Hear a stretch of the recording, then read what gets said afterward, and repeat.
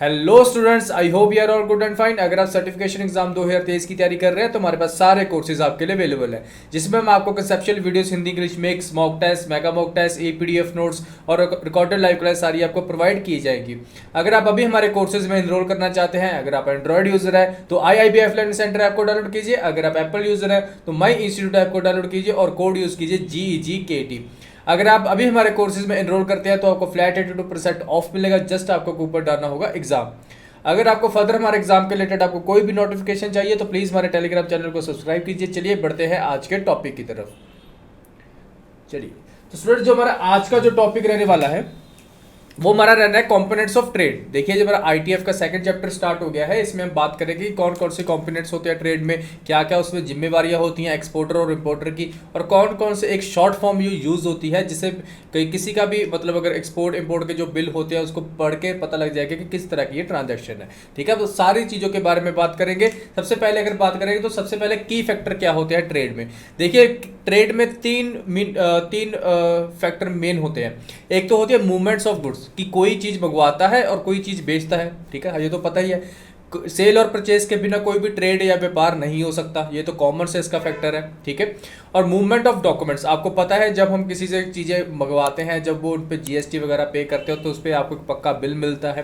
ठीक है, ऐसे ही अगर आप इंटरनेशनल ट्रांजैक्शन कर रहे हैं, आप किसी को दूसरी कंट्री से माल मंगवा रहे हैं, तो भी एक मूवमेंट ऑफ डॉक्यूमेंट्स उसमें जरूर होती है। ठीक है, अब थर्ड जो हमारा लास्ट फैक्टर होता है वो है मूवमेंट ऑफ फंड्स, कि हमने गुड्स भी मंगवा ली, हमने उसके डॉक्यूमेंट भी मिल गए, अब उसकी जो मूवमेंट्स ऑफ फंड, कि हमने किसी से अगर परचेज किया है तो हम उसको पैसे देंगे, अगर किसी ने सेल किया है तो दूसरे पर्सन से वो पैसे लेगा। तो ये तीन मेन फैक्टर होते हैं, या तो गुड्स इधर उधर जाती हैं, डॉक्यूमेंट्स इधर उधर जाते हैं और फंड्स इधर उधर जाते हैं। तो ये इसके बेस पे सारा इंटरनेशनल जो भी ट्रेड है वो सारा बेस करता है। ठीक है, चलिए अब इसके बाद में क्या करते हैं। जो जब पहले का टाइम था तब ये मेन जो ये तीन चीजें थी ऊपर, जैसे जो मेनली जो पेमेंट जो होते था वो मूवमेंट ऑफ फंड वो कौन करता था, वो बैंक अपने बिहाफ पे करती थी थोड़े पहले समय में। लेकिन अब जो बड़े डीलर हो गए हैं, जो बड़े होलसेलर, जो बड़े कंट्री के होलसेलर होते हैं, जो दूसरी कंट्री को माल बेचते हैं, अब वो अपने बिहाफ पे ही क्या करते हैं, मूवमेंट ऑफ फंड करते हैं। जब वो अपने बिहाफ पे मूवमेंट ऑफ फंड करते हैं तो उसमें रिस्क ज़्यादा आ जाता है।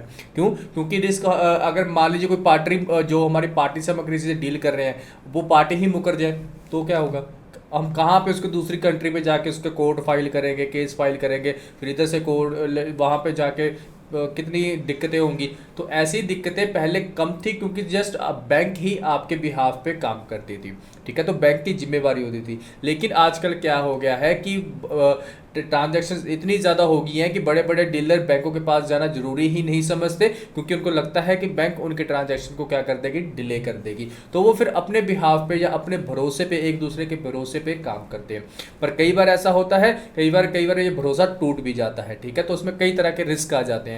अगर सबसे पहले अगर रिस्क की बात करें तो इंटरनेशनल ट्रांजैक्शन वो होता है पॉलिटिकल इन्वायरमेंट। कई बार होता है क्या है, मान लीजिए अभी जैसे रशिया और यूक्रेन की जैसे वॉर चल रही थी, ठीक है, जैसे चल रही है, तो उसमें क्या है, अगर मान लीजिए किसी देशों ने यूक्रेन से डील की हुई है किसी भी बात को लेकर, उन्होंने कोई गुड्स खरीदनी थी या उसको गुड्स बेचनी थी, तो उसमें क्या होगा,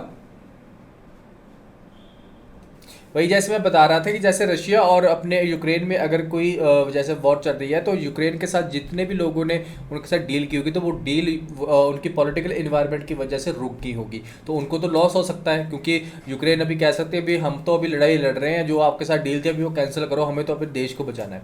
ठीक है, इस तरह की कंडीशन भी क्या हो सकती है, आपकी जो रिस्क हो जाता है आपकी जो इंटरनेशनल ट्रांजेक्शन में वो आ सकता है। ठीक है, और दूसरा जो हमारी बात करते हैं वो इकोनॉमिक इन्वायरमेंट। अब इकोनॉमिक इन्वायरमेंट मतलब कि देश में एकदम से मंदी आ गई। ठीक है, तो ऐसा क्या होगा कि जैसे उन्होंने डील की होगी, उनकी जो बेसिकली जो उनकी आप कह सकते हो जो उनकी करेंसी है वो तो अलग अलग रेट पे चल रही है। अब एकदम क्या हो गया, किसी देश में मंदी आ गई तो उसकी जो वैल्यू है करेंसी की वो नीचे आ जाएगी। जब वो नीचे आ जाएगी तो उसको ज़्यादा एक्स्ट्रा पैसे पे करने पड़ेंगे ट्रांजैक्शन के लिए। ठीक है, ये तो समझ में आया। अब जब किसी को ज़्यादा पैसे उस समय ट्रांजैक्शन को पे करने के लिए होंगे, तो वो कई बार ऐसा हो सकता है जो इकोनॉमिक कंडीशन की वजह से उस ट्रांजैक्शन को खारिज भी कर सकता है, मना भी कर सकता है, जबकि गुड्स उसके पास आ गई हो। तो फिर गुड्स तो आ गया है, अब एक गुड्स तो वापस वो भेजेगा नहीं, अब वो इस समय पेमेंट करना भी जरूरी नहीं समझ रहा, तो इस तरह से रिस्क भी आ सकते हैं। ठीक है, इकोनॉमिक इन्वायरमेंट जैसे adverse economic condition in the country में get reflected in the poor paying capacity of the company operating there, तो उसी की इकोनॉमिक कंडीशन की वजह से उनकी जो पेइंग कैपेसिटी होती है, जो उनकी पेमेंट करने की कैपेसिटी होती है, वो कम हो जाती है। ठीक है, इनमें also result unstable currency of the concern country thereby exposing a trading partners to diverse forex risk, तो इसमें यही है तो इससे जो फॉरेक्स रिस्क होते हैं, जो इंटरनेशनल ट्रांजैक्शन रिस्क होते हैं, वो ज़्यादा हो जाते हैं। ठीक है, चलिए अब लास्ट जो हमारा पॉइंट है इसमें, सॉरी जो थर्ड पॉइंट है हमारा, लीगल इंफ्रास्ट्रक्चर। अब इसमें क्या है, अगर किसी दो पार्टीज में आपस में लड़ाई हो जाए, ठीक है, अब मैंने मान लीजिए मैं इंडिया से हूँ, मैंने किसी अमेरिका किसी पार्टनर से डील की है, उसमें कोई बैंक को कोई लेने देने, मैंने सीधा उसको बोल दिया मैं आपको पेमेंट कर दूंगा, आप मेरे को गुड्स भेज दो। ठीक है, गुड्स आ गई, अब मेरी उसकी किसी वजह से हमारी बिगड़ गई किसी बात को लेकर, ठीक है, कि उसने कुछ ज़्यादा पैसे मांगे थे पहले और कुछ कहा था बाद में, और किसी कोई भी बात को हो सकता है, तो इसमें जो लीगल इंफ्रास्ट्रक्चर होता है वो बहुत ही कमज़ोर पड़ जाता है कि कैसे हम कानूनी रूप से अपने पैसे उनसे वापस लें, या मैं कैसे वो मेरे से कानूनी रूप से वो पैसे मेरे से निकालेंगे। तो वो लीगल इंफ्रास्ट्रक्चर भी ऐसा होना बहुत ज़रूरी है अगर इसके रिस्क को क्या करना है, कंट्रोल करना है।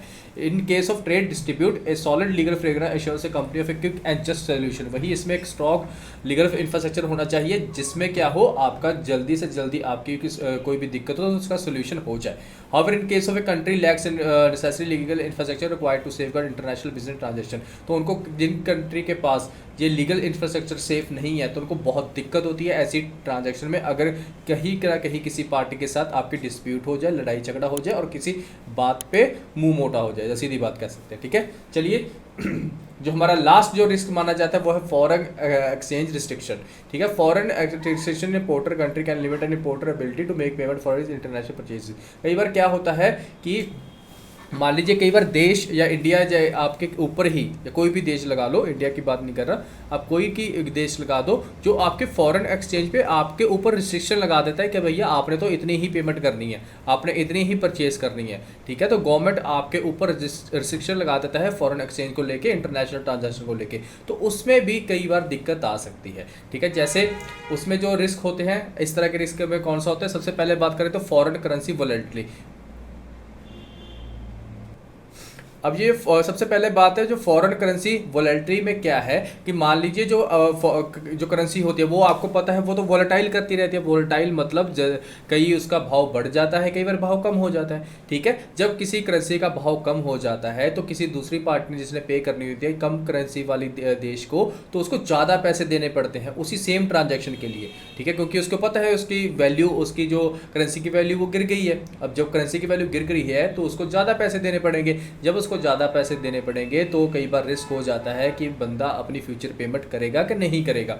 तो इस तरह की भी फॉरेन करेंसी वॉलेटिलिटी की तरफ से मतलब कि उनको दिक्कत आ सकती है। ठीक है, अब बात करते हैं रिलायबिलिटी ऑफ इन्फॉर्मेशन। अब रिलायबिलिटी ऑफ इन्फॉर्मेशन मतलब कि अगर मैं यहाँ पे किसी बैठे किसी दूसरी कंट्री के व्यक्ति के साथ डील कर रहा हूँ, तो अगर वो जो भी मेरे को इन्फॉर्मेशन वो प्रोवाइड करेगा कि मेरे पास ये गुड्स हैं, उसकी कंडीशन ये है, उसका प्राइस ये चल रहा है, तो मैं उस पर रिलाई करूँगा ना, क्योंकि मैं तो सीधे तौर पे वहाँ पे उसकी कंट्री पे जाके उसकी गुड्स को चेक नहीं किया, कुछ नहीं किया।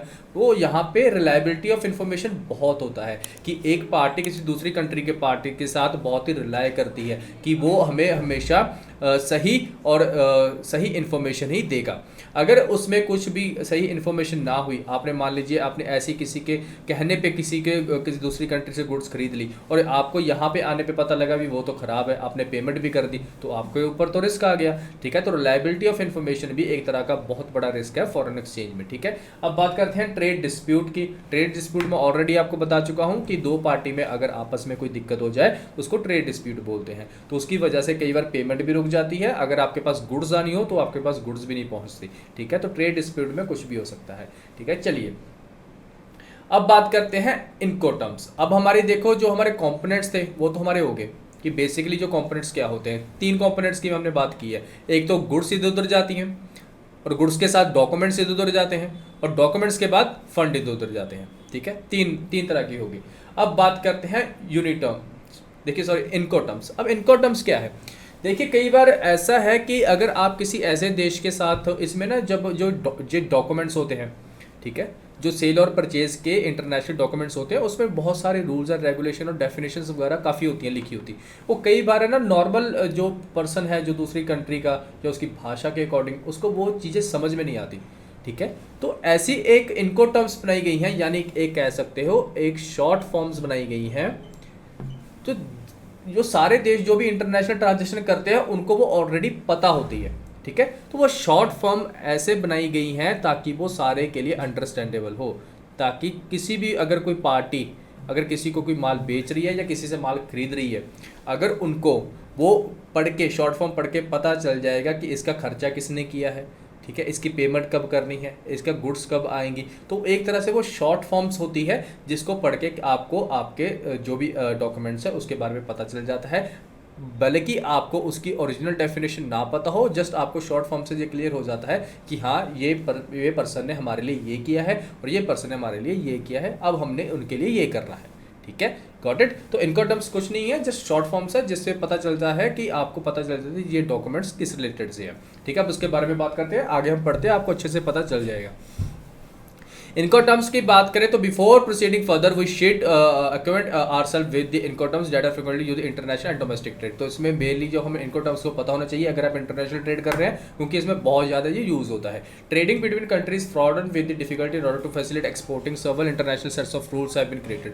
जब हम दूसरी कंट्री के साथ ट्रेड करते हैं तो उसमें बहुत सारे रूल्स एंड रेगुलेशन होते हैं, वो पता है सबको। In the area of sending goods and responsibility for delivery custom clearance and most recognise incoterms. जब वो क्लियरेंस के लिए आते हैं तो सबसे पहले वो रिकॉग्नाइज करते हैं इनकोटर्म्स, क्योंकि इनकोटर्म से पता चलता है कि इसकी पेमेंट किसने की है और इसकी रिस्पॉन्सिबिलिटी सामान की किसकी बनती है और अगर इसका इंश्योरेंस और रिस्क कौन बेयर करेगा, वो मैं आगे आपको सारा समझाऊंगा। इनकोटर्म से एक बार पढ़ लेंगे तो आपको पता चल जाएगा, ठीक है। चलिए, this set of definition was first published in 1936 and have been periodically updated with the 8th version, ठीक है। अभी भी ये 1936 से ये इनकोटर्म्स चल रहे हैं, अभी 8th वर्जन के अंडर जो कि 2010 में होता है इसको और ज्यादा अपडेट किया है, ठीक है। अब ये इनकोटर्म्स लाने का मतलब क्या है, ठीक है, इसको क्यों स्टैंडर्डाइज किया गया है, ठीक है, इसके बारे में अगर मैं आपको ऐसा करते हैं, पहले हम इनकोटर्म्स के बारे में पढ़ लेते हैं, ठीक है, फिर हम ये वाले द स्टैंडर्डाइज इनकोटर्म्स के बारे में पढ़ेंगे, क्योंकि आपको अच्छे से फिर पता चल जाएगा, ठीक है। अभी के लिए मैं इसको स्किप कर रहा हूं, ठीक है। चलिए, अब इनकोटर्म्स अब सबसे पहले इनकोटर्म्स आउटलाइन के बारे में बात करते हैं। देखिए, इनकोटर्म्स जो कि ये शॉर्ट फॉर्म्स है उनको दो ग्रुप में डिवाइड किया गया है। एक ग्रुप में 7 इनकोटर्म्स आते हैं, यानी कि 7 शॉर्ट फॉर्म है फर्स्ट ग्रुप में, यानी कि 1 2 3 4 5 6 7, ठीक है। और ग्रुप 2 में कितनी है, 4 है। ग्रुप 2 में 4, 1 2 3 4, यानी कि टोटल कितनी शॉर्ट फॉर्म्स है जो मेनली इंटरनेशनल ट्रांजैक्शन में यूज की जाती है, वो 11 है, ठीक है। अब हर एक का कुछ ना कुछ मतलब बनता है, अब उसके बारे में बात करेंगे, फिर हम ऊपर वाला जो टॉपिक छोड़ा उसको पढ़ेंगे, फिर आपको पता चल जाएगा कि क्यों ऐसा है, ठीक है। चलिए, सबसे पहले अगर बात करें तो सबसे पहले जो शॉर्ट फॉर्म आती है वो EXWG यानी कि एक्स वर्क्स, फिर FCA यानी फ्री कैरियर, ठीक है, CPT यानी कैरेज पेड टू, और CIP carriage and insurance paid to, और DAT डिलीवर एट टर्मिनल। अब इसके बारे में मैं, चलो ये तो छोटी बात होगी, ठीक है, तो फिर भी शॉर्ट फॉर्म है, अब इसको मैंने डिटेल में अपने के लिए बताने के लिए आपके लिए लेकर आ रहा हूँ, ठीक है। चलिए, सबसे पहले ग्रुप 1 में बात करें जो हम जिसमें हमारी 7 शॉर्ट फॉर्म है, उसमें सबसे हमारी फर्स्ट फॉर्म थी एक्स वर्क्स, ठीक है। अब यहाँ से चेक कर सकते हो, सबसे है एक्स वर्क्स। अब सबसे पहले हम एक्स वर्क्स के बारे में जानते हैं कि वो होती क्यों है, उसका मतलब क्या है, उस शॉर्ट फॉर्म का मतलब क्या है, ठीक है। चलिए, under ex work the seller is responsible for making the goods available at the premises such as factory, warehouse, and the buyer is responsible for all cost and risk associated with transporting the goods from the seller premises to final destination, ठीक है। चलिए, अब इसका क्या मतलब है कि यहाँ पे क्या है, जब सेलर माल बेचता है किसी दूसरी कंट्री के बायर को, सिर्फ सेलर का यहाँ पे काम है सिर्फ गुड्स पहुंचाना, ठीक है। और इस गुड्स को पहुंचाने में जितना भी रिस्क है, जितना भी खर्चा है, वो कौन उठाएगा, बायर। तो ये है शॉर्ट फॉर्म का मतलब। अगर आपके डॉक्यूमेंट पे एक्स वर्क्स लिखा हुआ है तो आपको पढ़ के ही समझ आना चाहिए कि जब भी आप मान लीजिए कोई गुड्स क्लियरेंस पे जाती है, किसी टर्मिनल पे जाती है, टर्मिनल का मतलब जैसे हमारा हवाई अड्डा हो गया या हमारा पोर्ट्स हो गए, ठीक है, जिसमें अपने समुद्री जहाज पे वगैरह क्लियरेंस होती है। अगर कोई भी वहाँ पे कोई भी इंस्पेक्शन ऑफिसर देखेगा तो अगर एक्स वर्क्स पढ़ेगा ये एक्स वर्क्स लिखा हुआ है, तो वो समझ जाएगा कि इसका जस्ट सेलर की जिम्मेवारी बस यही है कि उसने यहाँ तक बस माल पहुँचाना था किसी ना किसी करके। लेकिन अगर रास्ते में माल का नुकसान हो जाए, उस पर जितने भी खर्चे होंगे वो सारे कौन बेयर करेगा? बायर। अगर मान लीजिए अब तो ये माल पहुंच गया इजिली, ठीक है, अगर मान लीजिए सेलर ने किसी दूसरी कंट्री के, इसी कंट्री के अंदर किसी दूसरी कंट्री के बायर को माल भेजना होता और गुड्स रास्ते में क्या हो जाती? खराब हो जाती, तो फिर इसका जो उसका तो कोई लेना देना नहीं है। सेलर का तो एक्स वर्क्स के अंडर काम कर लो, क्योंकि उसने स्पेशल लिख के भेजा कि ये एक्स वर्क्स है भाई साहब, कि इसमें हमने तो कहा खाली आपको तक गुड्स धकेलनी है, भेजनी है, अगर रास्ते में खराब हो जाए, कुछ हो जाए, वो आपकी दिक्कत है। तो इसमें बायर का सारा क्या होता है? नुकसान वो बेयर करता है और कॉस्ट सारी वो बेयर करता है, ठीक है। ये है एक्स वर्क्स का मतलब, अंडरस्टूड। चलिए अब बात करते हैं नेक्स्ट, हमारा जो है FCA यानी कि free career named point.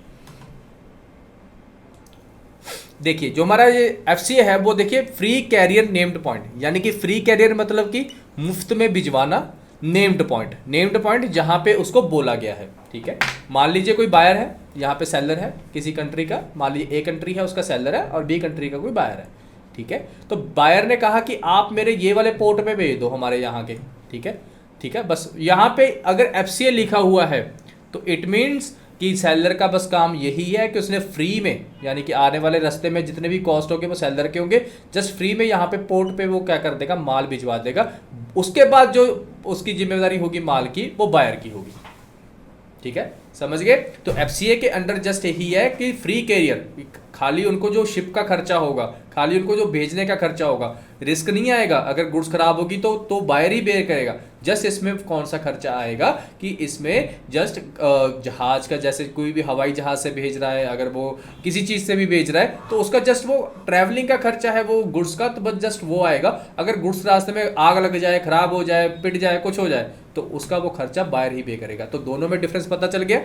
X works लिखा हुआ तो मतलब उसका सारा कॉस्ट भी, आने जाने का खर्चा भी और रिस्क भी सारा कौन बेयर करेगा? बायर करेगा। लेकिन FCA में कॉस्ट कौन बेयर करेगा? सेलर। लेकिन अगर कोई रिस्क होगा तो वो बायर बेयर करेगा, ठीक है। चलिए ये हो गया हमारा FCA। अब हमारा जो नेक्स्ट है वो हमारा है कैरेज पेड टू। देखिए कैरेज पेड टू भी सेम वैसा ही है। देखिए कैरेज पेड टू यहाँ पे नाम से ही पता चलता है कि कैरेज कौन पे करेगा? सेलर। मतलब माल को भेजने का कौन खर्चा करेगा? सेलर। रिस्क उसका कोई लेना देना नहीं है, ठीक है। The term is use for land transport bye, चाहे रेल से भेजना हो, चाहे रोड से भेजना हो, चाहे इनलैंड वाटरवेज से भेजना हो, ठीक है। तो ये सेलर की रिस्पॉन्सिबिलिटी बनती है कि अगर उसने CPT लिख के भेजा है तो भी उसके माल भेजने का खर्चा होगा वहां तक, उसकी डेस्टिनेशन तक, वो कौन बेयर करेगा? सेलर बेयर करेगा। तो ये है अपना CPT यानी कैरेज पेड टू। असल में आपको अगर इसकी फुल शॉर्ट फॉर्म की जैसे CPT का अगर आपको कैरेज पेड टू पता है ना कि इसका मतलब कैरेज पेड टू होता है, तो आपको पढ़ के पता चल जाएगा कि ये किस पर्पस के लिए, ठीक है। चलिए अब नेक्स्ट हमारा है जो freight carriage and insurance paid. अब इसमें देखो क्या फर्क पड़ गया इसके। अगर CIP आपको पता है, C का मतलब अपना कैरेज हो गया, ठीक है, और इंश्योरेंस का मतलब, I का मतलब इंश्योरेंस हो गया और P का मतलब पेड हो गया। तो कैरेज एंड इंश्योरेंस पेड, तो CIP इसका साफ मतलब पता चलता है कि जो भी अगर सेलर माल भेजेगा उसका कैरेज का खर्चा भी वही उठाएगा और साथ में इंश्योरेंस भी पे करेगा उस रिस्क की, ठीक है, रिस्क के अगेंस्ट में। मतलब आपको पता है जब बहुत सारी महंगी चीज़ें आप बाहर से इंपोर्ट करवाते हो तो उसके वो इंश्योर्ड होती हैं कि अगर बाई चांस रास्ते में कोई दिक्कत आ जाए तो वो इंश्योरेंस के अंडर उनको क्लेम मिल जाए, ठीक है। लेकिन अगर वो इंश्योरेंस की जो पेमेंट का है वो इंश्योरेंस कौन करवा के देगा? वो सेलर करवा के देगा, ना कि बायर लेगा। तो ये है CIP यानी कैरेज एंड इंश्योरेंस पेड, कि ऑलरेडी सेलर ने क्या किया है आपके लिए बिहाफ पे, बायर के बिहाफ पे इंश्योरेंस भी पेड कर दी और कैरेज भी पेड कर दी, ठीक है। देखिए नाम से ही सारा पता चल रहा है, आप नाम पे ध्यान दीजिए और नीचे आपको वही सब कुछ मिलेगा, ठीक है। चलिए अब यहाँ पे है डेट। डेट का मतलब है डिलीवर्ड एट टर्मिनल, ठीक है। तो डेट का यहाँ पे है डिलीवर्ड एट टर्मिनल। अब टर्मिनल क्या होता है? अगर आप टर्मिनल से कंफ्यूज हो रहे हैं तो टर्मिनल कुछ नहीं है, जस्ट आपका हवाई अड्डा, आपके अगर माल आ रहा है तो उसको टर्मिनल बोल देते हैं। अगर आप पोर्ट पे अगर जहाज की तरफ से माल आ रहा है तो उसको भी टर्मिनल बोल देते हैं, ठीक है। तो टर्मिनल कुछ नहीं है, जस्ट यहाँ पे जहाँ पे आपका माल रिसीव होता है उसको बोल देते हैं टर्मिनल, ठीक है। चलिए अब टर्मिनल का मतलब है कि आपके माल वहां तक पहुंचाने का खर्चा, ठीक है। The seller is responsible for delivering the goods to the name terminal, जहाँ पे उसको बायर ने बोला है कि आप मेरे ये वाले यहाँ पे बायर ने बोला है कि आप मेरे ये वाले पोर्ट पे माल भेज दो, ठीक है, कोई भी कंट्री का पोर्ट उनकी उसकी प्रेफरेंस के अकॉर्डिंग हो सकता है, ठीक है। जब सेलर वो माल वहाँ पे भेजेगा पोर्ट पे, और पोर्ट पे तो माल आ गया, अब माल को उतारने का खर्चा भी, ठीक है, माल का भेजने का तो खर्चा सेलर का ही हो गया, ठीक है। यहाँ पे माल को उतारने का, यानी कि अगर जब तक वो माल आप अगर जहाज़ में भेजा है, शिप में भेजा है, शिप में जब तक वो माल पड़ा है तब भी जिम्मेवारी सेलर की है। जब तक शिप से माल उतर के उनके पोर्ट पे नहीं उतरता उस समय का जो भी खर्चा होगा, ठीक है, चाहे वो उसको उतारने का खर्चा हो गया, ठीक है, आपको ऐसा पता है कि माल भारी होता है, कई बार क्रेनों से माल उतारना पड़ता है, तो वो भी खर्चा कौन बेयर करेगा? सेलर बेयर करेगा, ठीक है। तो इसमें ये है the seller is responsible for delivering the goods to the name terminal, वहां तक पहुंचाना तो है ही है माल, इंक्लूडिंग अनलोडिंग द गुड्स, की उनको साथ में उसको माल को अनलोड करने के लिए चाहे बंदे लगे, चाहे पर्सन लगे, उनको दिहाड़ी देनी पड़े, कुछ लगे, चाहे मशीनों से माल उतारा जाए, क्रेने चाहे बुलडोजर मंगवाए, कुछ मर्जी हो, तो सारा खर्चा किसका होगा? सेलर का होगा, ठीक है। चलिए, ये तो होगा डिलीवर एट टर्मिनल, और अब बात करते हैं डिलीवर एट प्लेस। इसमें कुछ ज़्यादा खास फर्क नहीं है, जस्ट मैं आपको बताता हूँ। डिलीवर एट टर्मिनल का मतलब कि जहाँ जो भी आपका माल है वो आपके पोर्ट के ही ऊपर आएगा, लेकिन डिलीवर एट प्लेस का मतलब कि बायर के, आप कह सकते हो कि उनके वेयर हाउस तक को माल को पहुँचाना, ठीक है, बायर के वेयर हाउस तक के माल तक पहुँचाना, ठीक है। तो दोनों में फर्क हो गया, डैट और डैप में। डैट है टर्मिनल, जस्ट उनके जो उन्होंने पोर्ट बोला था वहां पे माल उतार दिया, हमारी जिम्मेवारी खत्म। डैप का है कि उनके वेयर हाउस तक माल छोड़ो, पोर्ट तक भी आ गया, माल उतार भी दिया, फिर से किसी दूसरी चीज में लोड करो, ट्रकों में लोड करो, और जहां पे उसका जो वेयर हाउस है वहां तक उसको पहुंचाओ। तो ये होता है डैप, यानी कि डिलीवर्ड एट प्लेस, ठीक है। The seller is responsible delivering the goods to the name place of destination including unloading the goods from the shipping vessel और ट्रांसपोर्ट व्हीकल। वही इसमें सेम है कि यहाँ पे उनको वेयर हाउस तक का जो सारा खर्चा है वो उठवाना पड़ेगा, ठीक है। सिंपल, दोनों सिमिलर है, बस जस्ट फर्क है वो पोर्ट तक ही सीमित रह जाता है। ये अगर वेयर हाउस तक बोला हो तो वेयर हाउस तक भी आता है, अगर इसमें भी पोर्ट के अंदर बात की तो पोर्ट तक ही आता है, ठीक है। तो दोनों में कोई फर्क ज़्यादा नहीं है। अब बात करते हैं हमारा जो DDP यानी कि डिलीवरी ड्यूटी पेड। देखिए, डिलीवरी ड्यूटी से ही पता चल रहा है क्या है, एक तो डिलीवर करना और ऊपर पे ड्यूटी पेड करना। ड्यूटी कौन सी होगी? यानी कि ऊपर पे जितना भी कस्टम ड्यूटी, एक्साइड ड्यूटी, कुछ भी है ऊपर जो उसके ऊपर इन टैक्स के रूप में लगता है, कोई भी खर्चा है वो सारा कौन पे करेगा? सेलर पे करेगा, ठीक है। Under DTP the seller responsible delivery the goods to the name place of destination. एक तो उसका काम है वहां पे गुड्स पहुंचाना जहां पे उसको बोला गया है, एक तो नॉर्मल ये काम है, इंक्लूडिंग ऑल कॉस्ट, और उसमें सारे खर्चे जो होंगे पहुंचाने के वो भी खर्चे सेलर के होंगे, and risk associated with the transportation of good, और जितना भी रास्ते में भेजते हुए रिस्क होगा वो भी कौन बेयर करेगा? सेलर पे करेगा, as well as any custom duty, चाहे कोई टैक्स हो, कुछ भी हो, वो सारा फीस वगैरह कौन पे करेगा? सेलर पे करेगा। और बायर दूर बैठे के बस तालियां बजाएगा कि हाँ हाँ मेरा माल आ रहा है, ठीक है। तो इसमें बेन यही है कि सेलर ही सारा क्या करता है? रिस्क भी उठाता है, सब कुछ कोई टैक्स पे करना हो, कुछ भी हो, तो वही सारा काम करता है, ठीक है। और DTP के फुल फॉर्म है डिलीवरी ड्यूटी पेड, और उससे हमारा ये पता चल जाता है कि सेलर की क्या जिम्मेदारी है, ठीक है। आई होप आपको ये सातों जो शॉर्ट फॉर्म्स है उसको अच्छे से मतलब पता चल गया होगा। अब हम जो नेक्स्ट ग्रुप की बात करते हैं जिसमें हमने बात की थी कि हमारे 4 शॉर्ट फॉर्म्स हैं, ठीक है। अब सबसे पहले अगर इसमें बात करें तो सबसे पहले फैस यानी कि FAS, जिसका है नाम है फ्री अलोंगसाइड शिप। देखिए फैस में क्या है, फैज में कुछ नहीं है, जस्ट मैं आपको सिंपल बताता हूं। फ्री, देखिए यहाँ पे फ्री वर्ड आ गया, फ्री का मतलब सेलर फ्री हो गया अपने सारे दुख दर्दों से, ठीक है।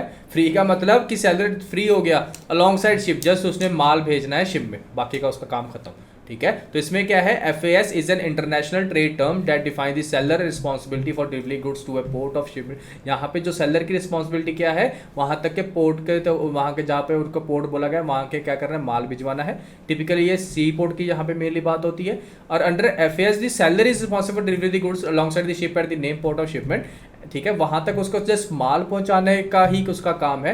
And the buyer assume responsibility for loading the goods into the ship and for all cost risk associated with the shipment from that point of point onward. तो इसमें क्या है, खाली सेलर का काम है कि आपका, हम जस्ट शिप में जो शिप हम कहेंगे आप उस शिप में माल भेजो, आपके वहां तक माल पहुंच जाएगा, बस इतनी बात है।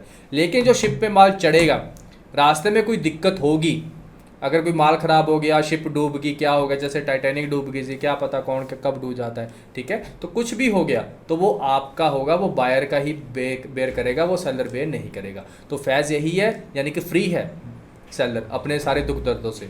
तो उसको जस्ट क्या करना है, उसको माल जस्ट बताना है कि कैसे माल आएगा, बस वो शिप उसको जस्ट उनको एक तरह से गाइड करना है कि ये वाली शिप हम आपको करके दे रहे हैं, लेकिन इस पर जो खर्चा होगा वगैरह वो आपका सारा होगा, ठीक है। चलिए अब बात करते हैं फ्री ऑन बोर्ड। देखिए जो हमारा नेक्स्ट वर्ड है वो है FOB यानी फ्री ऑन बोर्ड। देखिए यहाँ पे फिर फ्री वर्ड आ गया। फ्री का मैंने मतलब क्या बताया कि सेलर की दुख दर्द है वो खत्म हो गया अब, ठीक है। जो पहले ऊपर उतने 7 पॉइंट में इतने दुख उठाए वो नेक्स्ट 4 पॉइंट में खत्म कर दिए हैं, ठीक है। तो FOB का मतलब यहाँ पे फ्री ऑन बोर्ड है। फ्री का मतलब है सेलर क्या करेगा, अब सिर्फ बोर्ड तक माल पहुंचाएगा। अब ये बोर्ड क्या है, कोई ब्लैक बोर्ड नहीं है, कोई व्हाइट बोर्ड नहीं है, ये बोर्ड है शिप का बोर्ड। तो शिप के ऊपर जहाँ पे माल रखा जाता है उसको बोर्ड बोलते हैं, ठीक है। जो ऐसे हमारी शिप है तो शिप के ऊपर जहाँ पे माल रखते हैं वो होता है बोर्ड, ठीक है। तो इसमें क्या है, the seller is responsible for delivering the goods on board the vessel. यहाँ पे वेसल एक शिप को ही बोलते हैं, ठीक है। तो वेसल बेसिकली जो चीज़ पानी में तैर सकती है उसको वेसल बोलते हैं, तो शिप को वेसल ही बोलते हैं, ठीक है। Delivery the goods on the board, just यहाँ पे जो सेलर की रिस्पॉन्सिबिलिटी है, जस्ट उसने अपने गोडाउन से क्या करना है, मान लीजिए एक कंट्री में रहता है, यहाँ पे उसने अपने गोडाउन से माल उठवाया, यहाँ पे शिप पे क्या कर दिया, बोर्ड पे ला के रख दिया, बस उसका काम खत्म, ठीक है। आगे का काम किसका होगा, बायर का होगा, कि उसके जितने भी यहाँ पे खर्चे होंगे उसके बाद के, या उसके बाद में जितना भी रिस्क होगा, अगर रास्ते में जाते हुए यहाँ पे मान लीजिए शिप जा रही है, ठीक है, यहाँ पे पहुँच गई ये शिप, ठीक है, यहाँ से चली थी, यहाँ पे उसका सामान रखा हुआ है, बारिश होगी, कुछ हो गया, रिस्क आ गया, ठीक है, तो ये क्या होगा, ये इसकी जो किश्ती है वो 2 हिस्सों में क्या होगी, टूट गई, ये ऐसे टूट गई, ठीक है। अब ये डूब गई, अब ये किश्ती डूब गई तो इट मीन्स उसका जो सारा नुकसान है वो कौन बेयर करेगा, बायर करेगा। सॉरी मैं थोड़ा ज़्यादा डीप में लेके जा रहा हूँ, चलिए थोड़ा बचपना याद आ गया था, ठीक है। चलिए बारिश का मौसम चल रहा है इसलिए अब बात करते हैं हमारे थर्ड पॉइंट की, वो हमारा है CFR, कॉस्ट एंड फ्रेट, ठीक है। जो CFR का जो फुल फॉर्म है वो है कॉस्ट एंड फ्रेट। CFR जो is an international trade term that define the seller responsibility for delivering goods to a port of destination. यहाँ पे सेलर की जो रिस्पॉन्सिबिलिटी है, ठीक है, वो पोर्ट तक तो माल पहुंचाने की है, ठीक है। टिपिकली ये कौन सा पॉइंट होता है, ये सी पोर्ट की बात करते हैं। Under CFR the seller responsible arranging and paying for the transportation of the goods to the name port of the and for loading them on to, and the seller responsible for paying the cost of freight to transport of the goods and the name port of destination. बस इसमें वही है, यहाँ पे कोई free word नहीं आया, यहाँ पे आ गया कॉस्ट एंड फ्रेट, मतलब कि सेलर की फिर से उसका दुख दर्द क्या आ गया, वापस आ गया। तो उसके जो कॉस्ट है, जो उसके माल भेजने का जो खर्चा है वो कौन बेयर करेगा, सेलर बेयर करेगा, अगर CFR आपके डॉक्यूमेंट में लिखा हुआ है, बस, ठीक है। चलिए नेक्स्ट हमारा जो है वो है CIF। नेक्स्ट हमारा है जो CIF। देखिए CIF में क्या है, कॉस्ट, इंश्योरेंस एंड फ्रेट। देखिए अब इसमें फिर से वही बात आ गई, कोई फ्री वर्ड यूज नहीं हुआ, सेलर पे दिक्कतें ही दिक्कतें, ठीक है। फिर वो इंश्योरेंस भी पे करेगा, कॉस्ट भी पे करेगा और फ्रेट भी पे करेगा, ठीक है। The seller is responsible for arranging and paying for the transportation of the goods to the name port of destination. सारा खर्चा भेजने का, for loading them into the vessel, माल को भेजने का, and for purchasing insurance too, उसमें insurance भी साथ में पे करके कवर करवाने का, ठीक है। तो सारा इसमें CIF का फुल फॉर्म है कॉस्ट, इंश्योरेंस एंड फ्रेट। तो उसमें सारे खर्चे कौन करेगा, सेलर करेगा। जहाँ पे फ्री वर्ड आ गया स्टूडेंट्स मेरे, तो आप जान लेना कि वहाँ पे आपको वो सेलर की दुख दुविधा सारी खत्म हो गई है, ठीक है। चलिए अब ये बात करते हैं, दी ICC international chamber of commerce has published A handbook title. एक हैंडबुक मिलती है, ऐसा नहीं है कि ये सारी आपको, अगर आप इंटरनेशनल ट्रांजैक्शन कर रहे हैं तो आपको ये सारे शॉर्ट फॉर्म याद रखनी पड़ेगी, ऐसा नहीं है। जो ICC है हमारा, जो इंटरनेशनल चैम्बर ऑफ कॉमर्स है, वो एक बुक छोटी सी जिसको बोलते हैं हैंडबुक तरह की टाइटल की बुक, एक तरह की जिसका टाइटल है ICC गाइड टू इनकोटम्स, ठीक है, इनकोटम्स। तो 2020, तो एक तरह से एक छोटी सी बुक होती है जो बेसिकली जो इंटरनेशनल ट्रांजैक्शन करते हैं उनके पास होती है, उनको पता होता है कि क्या वर्ड का क्या मतलब है, उनको ये सारे वर्ड एक साथ याद रखने नहीं पड़ते। तो उसकी वजह से ये वाली book international chamber of commerce के द्वारा दी जाती है, ठीक है। इनके ऑनलाइन पोर्टल पे आपको मिल जाएगी। All companies and bank involve in international trade should process a copy of the ICC handbook. और वो सबके पास एक कॉपी होती है, जो चाहे कोई बैंक हो, चाहे कोई ट्रेडर हो, कोई भी हो, सेलर बायर दूसरी कंट्री, कोई भी। ए copy of handbook can be purchase from the ICC विया देयर वेबसाइट। तो इनकी जो कॉपी है वो हैंडबुक की, वो इनकी आईसीसी की वेबसाइट से मिल जाएगी। ठीक है, चलिए अब ये तो हो गया नॉर्मल बात। ठीक है, अब हमारे ऊपर आपको सारे चीज़ें पता चल गई हैं, इनको टर्म्स क्या होता है। ठीक है, आई होप आपको एक एक अच्छे से समझ में आई है। अगर आपको वीडियो अच्छी लग रही है, अगर आपको सारी चीज़ें समझ में आ रही है, तो प्लीज़ वीडियो को लाइक कीजिए, सब्सक्राइब कीजिए हमारे चैनल को, और अपने दोस्तों और कलीग के साथ वीडियो को शेयर जरूर करना, और मेरे को कमेंट में बताना कि कैसे आपको सेशन बढ़िया लग रहा है कि नहीं बढ़िया लग रहा है। ठीक है, चलिए मैंने आपको बोला था कि हम इसके पढ़ने के बाद एक ऊपर एक टॉपिक छोड़ेंगे, तो उसको अब थोड़ा सा पढ़ लेते हैं ताकि आपको ये ना लगे कि मैंने कोई चीज़ स्किप कर दिया। ठीक है, चलिए स्टैंडर्डाइज इनको टर्म्स। तो इनको टर्म्स को स्टैंडर्डाइज मतलब एक सा करने का क्यों मतलब था, मतलब क्यों ये ऐसी चीजें की गई हैं। ठीक है, डिफाइन रिस्पॉन्सिबिलिटी फॉर कैरेज, ताकि पता चल जाए कि carriage, custom clearance and risk included, ये रिस्पॉन्सिबिलिटी किसकी है, बायर की है कि सेलर की है। तभी मैंने ये आपको पहले छड़वाया, पहले आपको सारी चीजें पढ़ाई कि क्यों वो शॉर्ट टर्म्स का मतलब क्या होता है, किसकी जिम्मेवारी होती है, क्या होता है, फिर मैं आपको वापस यहाँ पे लेके आऊँ ताकि आपको अच्छे से अब समझ में आ जाए। ठीक है, तो डिफाइंड रिस्पॉन्सिबिलिटी, यहाँ पे रिस्पॉन्सिबिलिटी का पता चलता है कि बायर की है या सेलर की है। For carriage, custom clearance and risk included who पे loading into and for transport and the production of documents. तो इसमें डॉक्यूमेंट्स कौन मेंटेन करेगा, कौन प्रोड्यूस करके देगा, कौन ट्रांसपोर्ट का खर्चा उठा के देगा, तो सारी रिस्पॉन्सिबिलिटी इसमें पहले ही ऑलरेडी तय होती है। ठीक है, चलिए अब इसमें बात करते हैं डिफाइंड डिलीवरी। इससे पता चलता है कि डिलीवरी कौन करवा रहा है। ठीक है, तो इसमें सच डिलीवरी में भी useful starting point of any credit given to the customer. तो इसमें यही है कि कहाँ से डिलीवरी शुरू हो रही है, तो वही डिलीवरी और मेनली वही करवाते हैं। ठीक है, shorten the contract of sale. ठीक है, अगर आपको सेल ऑफ कॉन्ट्रैक्ट को शॉर्ट करना है, यानी कि सिंप्लीफाई करना है, तो इसमें भी आपको ये वाले वर्ड या शॉर्ट फॉर्म आप यूज कर सकते हो इनको टर्म्स की। ठीक है, are internationally recognised and reducing culture and language difficulty. आपको पता है ये वाली हैंडबुक है, वो मैंने आपको बताया कि आपको हर ट्रेडर के पास, ऑलमोस्ट हर बैंक के पास होती है जो इंटरनेशनल ट्रेड में काम करते हैं। ठीक है, तो उनकी जो आपको पता है अलग अलग कंट्री की अलग अलग लैंग्वेज होती है, लेकिन वो अगर इतनी वो शॉर्ट फॉर्म पढ़ लेंगे तो उनका पता कम से कम ये तो पता चल जाएगा कि ये वाला खर्चा कौन कर रहा है, ये किसके बिहाफ पे होगा, कौन इसका रिस्क उठा रहा है, तो सारी बातों का पता चल जाए तो आपके लिए बहुत ही हेल्पफुल होगा। और जहाँ पे पोर्ट ये माल उतरता है, वहाँ के जो क्लियरिंग ऑफिसर होते हैं जो माल को क्लियर करते हैं, तो उनको भी ये समझना बहुत ही आसान हो जाएगा। ठीक है, चाहे उनकी कोई भी लैंग्वेज हो। ठीक है, चलिए अगर बात करें द कॉन्ट्रैक्ट में there simply set of definition and rules. अगर बात करें इनको टर्म्स अगर नहीं यूज की जाए तो कॉन्ट्रैक्ट में जस्ट रूल्स एंड रेगुलेशन होते हैं, अगर आप उसको पढ़ोगे तो वो आपको समझ में नहीं आएगा, सीधी बात है। ठीक है, a means of transfer of property rights of definition of transfer of property rights. तो इसमें ट्रांसफर ऑफ प्रॉपर्टी राइट की ये चीज़ जिसके लिए आई है उसको अच्छे से ट्रांसफर हुई है, तो उस पर सारे राइट वगैरह ये वाले डॉक्यूमेंट्स में होते हैं। ठीक है, provision for relief from unforeseen events. तो इसमें यह है कि आपको अगर ये वाली सारी टर्म आपको पता है तो आपको एक तरह से प्रोविज़न मिल जाता है। क्या प्रोविज़न मिल जाता है कि आने वाले समय में आपका जो नुकसान हो सकता है, आपको पता है कि आप वो नहीं ले रहे, तो आपको वो एक तरह से आपके लिए प्रोविज़न हो जाता है। ठीक है, ठीक है, आपको पता है क्योंकि आपका वो खर्चा आपको नहीं करना पड़ेगा, सैलरी आपके बिहाफ पे कर रहा है। ठीक है, चलिए तो ये इसके कुछ पॉइंट थे, तो मैंने पहले इसलिए नहीं पढ़ाया ताकि आपको थोड़ी बहुत कन्फ्यूजन ना हो। अब हमने सारे ये टर्म्स पढ़ लिए हैं और ये पॉइंट्स भी पढ़ लिए हैं। अब आपको अगर कोई भी दिक्कत हो तो प्लीज़ मेरे को नीचे कमेंट में ज़रूर बता सकते हैं। चलिए अब बात करते हैं इससे अलग ट्रांजैक्शन की। चलिए अब कुछ ऐसी ट्रेड में ट्रांजैक्शन होती हैं जो कि क्या होती है, इनविजिबल होती हैं। अब इनविजिबल का क्या मतलब, यहाँ पे ऊपर तक हमने जितनी भी बातें की वहाँ पे गुड्स एक जगह से दूसरी जगह पे आ रही थी। ठीक है, यहाँ पे इनविजिबल का मतलब कि आपने अगर किसी चीज़ की दूसरी चीज़ से कोई बाय किया तो वो फिजिकल फॉर्म में नहीं है, वो सर्विस के फॉर्म में हो सकती है। ठीक है, तो वो होती है इनविजिबल ट्रेड ट्रांजैक्शन, कि आपको गुड्स तो नहीं मिल रही, फिर उसका कौन खर्चा कौन देखेगा।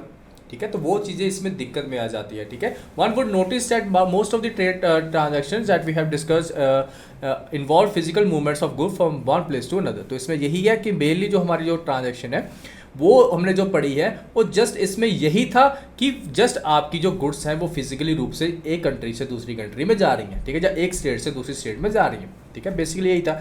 ए क्वेश्चन डैट क्रॉप्स, एक फिर क्वेश्चन दिमाग में आता है, आप here is how to these definition fit on the present world scenario. तो ये आज के जो वर्ल्ड सिनारियो आपको पता है, यहाँ पे एक फिजिकल मूवमेंट ऑफ गुड्स के साथ में एक फिजिकल मूवमेंट ऑफ सर्विस भी हो रही है। आपको पता है कि बहुत सारी सर्विसेज इंडिया से बाहर दी जाती है, चाहे वो कंसल्टेंसी की हो, चाहे कोई आईटी की हो, जिसमें गुड्स इधर उधर नहीं जा रही लेकिन सर्विस जा रही है, और उसके और अगेंस्ट में पेमेंट भी हो रही है, डॉक्यूमेंटेशन भी हो रही है। तो इस तरह की जो दिक्कतें होती हैं तो इसको कौन रिस्क लेगा, कौन है, तो इसकी जो मेंटेन करना काफ़ी मुश्किल हो गया आज के दिनों में।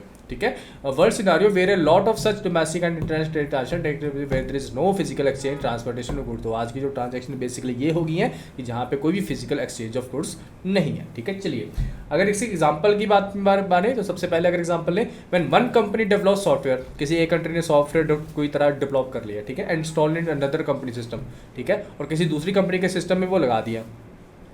ठीक है, तो इसका भी क्या मतलब है, एक तरह के वो एक तरह की दूसरी को सर्विस दे रहे हैं। And second kind of transaction take place sale of electronic software. तो इसमें दो तरह की चीज़ें बनती हैं, या तो वो अपने सॉफ्टवेयर को क्या करेंगे, सेल करेंगे, ठीक है, या तो क्या करेंगे, sale of service installing this software, या तो वो अपने किसी दूसरी कंट्री में अपने सॉफ्टवेयर को क्या करेंगे, इंस्टॉल करके उनको सर्विस देंगे। अब आपको पता है कि किसी अगर अपने सॉफ्टवेयर किसी को भेजना है तो वो फिजिकली भेजने की जरूरत नहीं है, आप अपने डाटा की कोई भी पोर्टल यूज़ करके तो उसके थ्रू भी आप उसको सॉफ्टवेयर भेज सकते हो। ठीक है, तो बेसिकली यहाँ पे दो चीज़ें आ गई। अगर आपने सॉफ्टवेयर बनाया है, या तो आप उसको फिजिकली रूप से सॉफ्टवेयर को किसी जैसे वो अपने विंडो है, जैसे हमारी विंडो होती है, जैसे पहले विंडो आती थी तो उसमें कुछ डिस्क टाइप होती थी, जो आपको डिस्क खरीदनी पड़ती थी, तो उसमें आप फिर विंडो डालते थे कंप्यूटर में। फिर क्या होगा, अगर किसी के पास ऑलरेडी विंडो कंप्यूटर में डली हुई है तो उसको कॉपी करके भी आप वो कर सकते हो, है ना।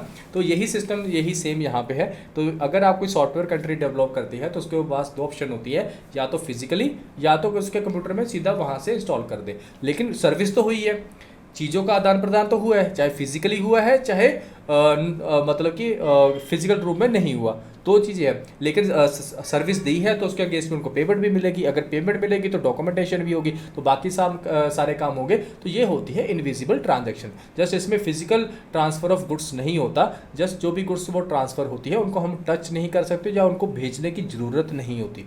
ठीक है, तो ये सारी जो ट्रांजैक्शन होती है वो हमारी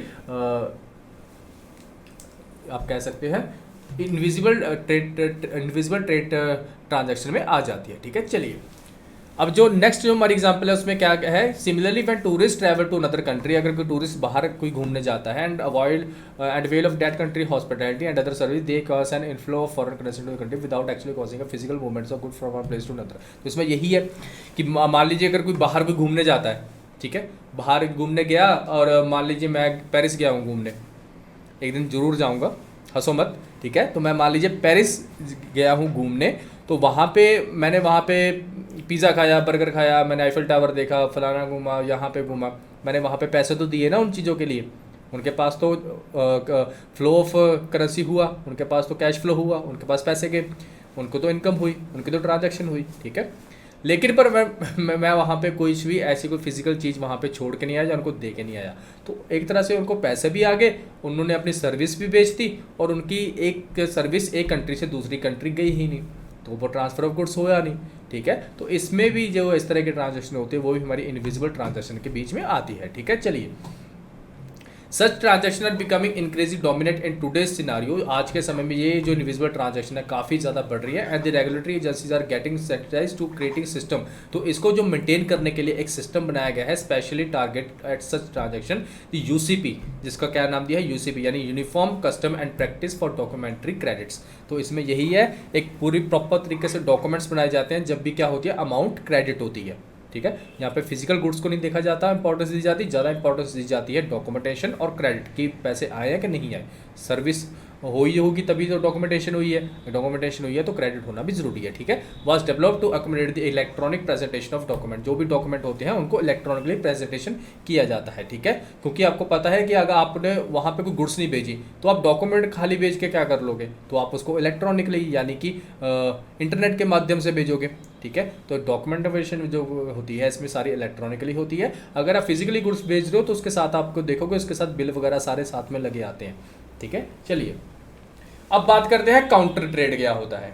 ठीक है, देखिए यहाँ पे अगर काउंटर ट्रेड की बात करें, ठीक है, sometime trade takes place where the payment for goods and service not paid by way of money but is paid by way of other goods and service. तो इसमें यही है, पुराने समय में क्या होता था कि बार्टर सिस्टम होता था, ठीक है, जिसको बाइलेटरल भी बोलते हैं। बाइलेटरल का मतलब कि आप मेरे को ये चीज़ दे दो, आप मेरे से ये चीज़ ले लो, ठीक है, तो वो बार्टर सिस्टम हो गया, यानी कि बायलेटरल ट्रेड हो गया। तो काउंटर ट्रेड भी बायलेटरल ट्रेड ही होता है। यहाँ पे एक कंट्री दूसरी कंट्री को कहती है कि आप ऐसा करो, मेरे से ये चीज़ मेरे को दे दो, तो इसके बदले में मैं आपको ये वाली चीज़ें या ये वाली गुड्स आपको दे देता हूँ। तो ये होती है काउंटर ट्रेड। अब यहाँ पे एक चीज़ के बदले चीज़ दे दी है, ठीक है, डॉक्यूमेंटेशन वगैरह थोड़ी बहुत हुई होगी, वो तो होगी, लेकिन यहाँ पे पेमेंट का कोई मतलब ही नहीं है। तो इस तरह की ट्रांजैक्शन को भी रिकॉर्ड करना बहुत ही इंपॉर्टेंट और बहुत ही समझदारी और बहुत ही रिस्पॉन्सिबल तरीके से करना होता है, ठीक है, क्योंकि यहाँ पे किसी भी तरह का आप कह सकते हो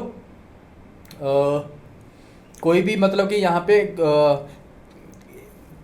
एक तरह की आप कह सकते हो पेमेंट नहीं हो रही, ठीक है। अगर यहाँ पे पेमेंट नहीं हो रही तो उस तरह के ट्रांजेक्शन को समझना बहुत ही मुश्किल हो जाता है कि कितनी कॉस्ट के मगर कितनी चीज़ों के मगर दूसरी चीज़ें दी गई हैं, ठीक है। तो ये मतलब होता है। अगर काउंटर ट्रेड की बात करें, can arise from different circumstances, ठीक है, बहुत ही सर्कमस्टांसेस। अभी तो आजकल नहीं होता, जो पुराने समय की बात है। अभी भी अगर होता होगा तो कहीं ना कहीं थोड़ा बहुत होता होगा, ठीक है। ऐसे आजकल ये काउंटर ट्रेड बिल्कुल नहीं हो रहा, ठीक है। During the earliest stage of the Soviet union, जब ये सोवियत यूनियन बढ़ता है, ये वर्ल्ड वॉर 2 की बातें हैं, ठीक है, 1941-42 के समथिंग अबाउट टाइम की। India had counter trade agreements with Soviet union. तो उस टाइम पे क्या था, जब सोवियत यूनियन के साथ इंडिया ने क्या किया था, अपना कह सकते हो उनके साथ एक एग्रीमेंट किया था, where India imported goods from there against export of India goods to the erstwhile US. यहाँ पे उनके बीच एग्रीमेंट हुआ था कि इंडिया उनको गुड्स एक्सपोर्ट करेगा और उसके बदले में यूएस से भी उनको क्या करेगा, गुड्स इंपोर्ट करेगा, ठीक है। तो बेसिकली यही है काउंटर ट्रेड। काउंटर ट्रेड में क्या है, गुड्स के बदले गुड्स। चलिए, जो हमारा नेक्स्ट है वो हमारा मर्चेंटाइज ट्रेड। अब ये मर्चेंटाइज ट्रेड क्या हो गया, ठीक है। इसमें क्या होता है, मैं आपको एक छोटे सी समझा देता हूँ। मान लीजिए ए है, ठीक है, ये ए कंट्री है, ये बी कंट्री है और सी कंट्री है, ठीक है। बी कंट्री ने ए कंट्री को बोला कि आप मेरे को माल खरीद के दो, कहीं ना, मतलब यहाँ पे मैं कंट्री की नहीं, आप कंट्री को जस्ट आप बायर कह सकते हो। ये ए कंट्री का कोई बायर है, ये बी कंट्री का कोई बायर है, ये सी कंट्री का कोई बायर है, ठीक है, ऐसे कह सकते हो, ठीक है। बी कंट्री के बायर ने ए कंट्री के बायर को बोला कि आप मेरे को कहीं से चीज़ें मंगवा के दो, हमारी तो वो देश सुनता नहीं है। तो एक कहता है कि आप ऐसे, सी को कहता है, सी कंट्री वाले को, वहाँ के ट्रेडर को, कि आप ऐसा करो, आपको मैं एक तरह से कहता हूँ कि आप यार बी को ये वाली गुड्स उसको भेज दो, ठीक है, जस्ट मेरा जो कमीशन होगा वो जो भी इनका जो सेटलमेंट होगा वो ले लूँगा। तो ये होती है मर्चेंटाइज ट्रेड। यहाँ पे एक कंट्री किसी दूसरी कंट्री के बिहाफ पे क्या करती है, परचेज या सेल करती है, या उसको फैसिलिटेट करने में उनकी मदद करती है, ठीक है। मर्चेंटाइज ट्रेड ट्रांजैक्शन, दो transaction where the trader in one country A purchases good from B. यहाँ पे क्या है, जैसे मैं आपको फिर से समझा देता हूँ। यहाँ पे मान लीजिए ए है, इसी एग्जांपल के अंदर समझा देता हूँ ताकि आपको कंफ्यूजन ना हो। यहाँ पे क्या है, in trader in one country purchase good from B, यानी कि ए ने परचेज किया किसी बी से, ठीक है, and supply the goods to buyer in the country C. और ए ने क्या कर दिया, उसी जो गुड्स बी से खरीदी थी, जो बी की गुड्स यहाँ से खरीदी थी, किसी सी कंट्री को क्या कर दी, सप्लाई कर दी। तो ये क्या हो गया, मर्चेंटाइज ट्रेड, ठीक है। चलिए, दस the goods never touch the boundary of the country of trader. यहाँ पे क्या है, ऐसा नहीं है कि यहाँ पे बी ने पहले फिजिकल गुड्स ए को भेजी, ठीक है, ये ऐसा कुछ नहीं है, फिर ए ने सी को भेजी, ऐसा कुछ नहीं है। जस्ट यहाँ पे डॉक्यूमेंट ट्रांसफर हुआ, यहाँ पे गुड्स ट्रांसफर नहीं हुई। जस्ट ए बी को कहता है कि मैं आपसे ये चीज़ें खरीद रहा हूँ, आप मैंने आपसे ये 100 यूनिट खरीद ली, ठीक है, किसी भी चीज़ की, आप ऐसा करना, मैंने खरीद ली, आप हमें बेचने की बजाय सी को सीधा भेज दो। तो ए ने क्या कर दिया, सी को सीधा क्या कर दिया, सेल कर दिया। इन्होंने इधर को पैसे पे किए होंगे ए ने बी को, और सी से पैसे ए ने लिए होंगे। तो यही है एक मर्चेंटाइज ट्रेड। यहाँ पे एक कंट्री किसी दूसरी कंट्री के बिहाफ पे क्या करती है, एक कंट्री से माल खरीद लेती है, दूसरी कंट्री को बेच देती है, वहाँ पे अपने पास गुड्स मंगवाती ही नहीं है, सीधा कहती है कि आप दूसरी कंट्री को गुड्स भेज दो, हमारी वहाँ पे ट्रांजैक्शन पेमेंट हो चुकी है, जो भी डॉक्यूमेंटेशन वो पूरी होती है हमारी वो हो चुकी है, ठीक है। चलिए, आई होप आपको अच्छे से समझ में आ गया होगा मर्चेंटाइज ट्रेड क्या होता है। दस the goods never touch the boundary of the country trader, यानी कि जिसने भी ये बीच में जो कंट्री ट्रेड कर रही है, ठीक है, जो मिडिल मैन है, वहाँ तक गुड्स कभी आती नहीं है, जस्ट ये दूसरी कंट्री से दूसरी कंट्री ही पहुँच जाती है। फिर से मैं आपको बता दूँ अगर आप कन्फ्यूज़ हैं, तो ए बी सी, यहाँ पे ए कंट्री है, ए बी को कहता है कि मैं आपसे माल खरीदूंगा पर आप माल मेरे को मत भेजना, आप बी सी को सीधा भेज देना, और सी फिर इसको क्या कर देगा, पेमेंट कर देगा, यानी कि सी को जो माल जरूरी था वो सी को माल मिल जाएगा, और ए को क्या कहता है, एक चीज़ें खरीद के बेचनी थी तो उसका वो भी काम हो जाएगा, और बी को खाली चीज़ें बेचनी थी, वो तीनों का काम हो जाएगा। ठीक है, चलिए। In India, such trade transaction are regulated and certain restriction are placed on them। तो इसमें यही है कि ये ट्रांजैक्शन बिल्कुल इंडिया में होती है और उसमें बहुत सारी रिस्ट्रिक्शन भी लगाई गई हैं। ठीक है, for a trade to be classified merchant trade the following condition should be certified. दो कंडीशन इसमें होना बहुत जरूरी है। Good acquired should not enter the domestic tariff area. अगर आपने किसी से गुड्स खरीदी है तो आपके वो कंट्री में, आपके वो एरिया में नहीं आनी चाहिए। तो आपको, अगर आपने वो गुड्स खरीदी है तो आप सीधा दूसरी कंट्री से उस कंट्री को दे दो जिसने आपसे वो गुड मांगी थी।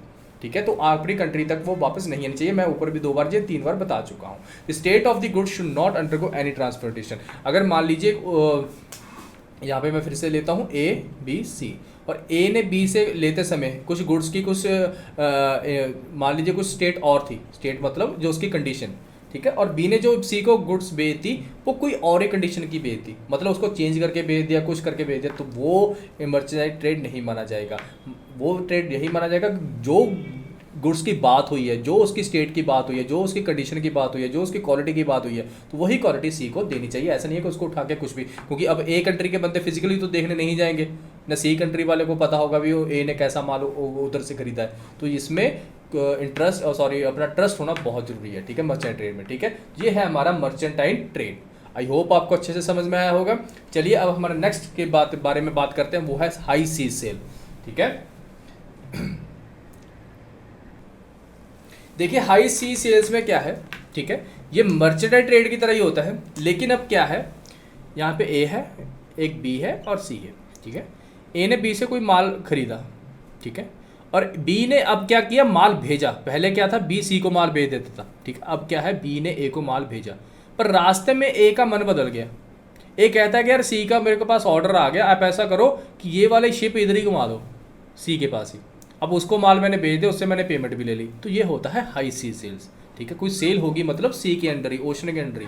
ठीक है, मैंने buyer wants to sell his imported consignment, जब बायर ये डिसाइड कर लेता है, जबकि जिसने जो माल मंगवाया है, to a third party before arrival of goods, goods के उनके पास पहुंचने से पहले ही, तो बट उसको क्या बोलते हैं, हाई सील सेल बोलते हैं। ठीक है, but after the selling of the vessel from the port of loading, तो इसमें है कि यहाँ से किश्ती निकल गई थी, फिर रास्ते में ए का मन बदल गया और ए ने क्या किया, सी को क्या कर दिया, और बी को बोला कि आप सी की तरफ ये गुड्स ले जाओ, हमने गुड्स नहीं लेनी है, इसके आगे का जो खर्चा होगा हम वो देख लेंगे वो कैसे करना है। ठीक है, तो ये होता है हाई सी सेल। ठीक है, मर्चेंटाइज ट्रेड में क्या था, जस्ट बी को पहले ही पता होता था कि माल सी को भेजना है, पर अब क्या हुआ, बी को रास्ते में पता चला कि सी को माल भेजना है। बस इतना फर्क है दोनों में, और कुछ नहीं फर्क है। ठीक है, in both merchandise trade as well as in high sales the goods do not touch the shore of intermediate merchant. तो इसमें दोनों में क्या होता है कि कोई भी गुड्स है वो किसी एक कंट्री जैसे माल मंगवाया था तो उसके जो भी कंट्री है उसको टच ही नहीं करती, तो रास्ते में ही एक बार मुड़ गई,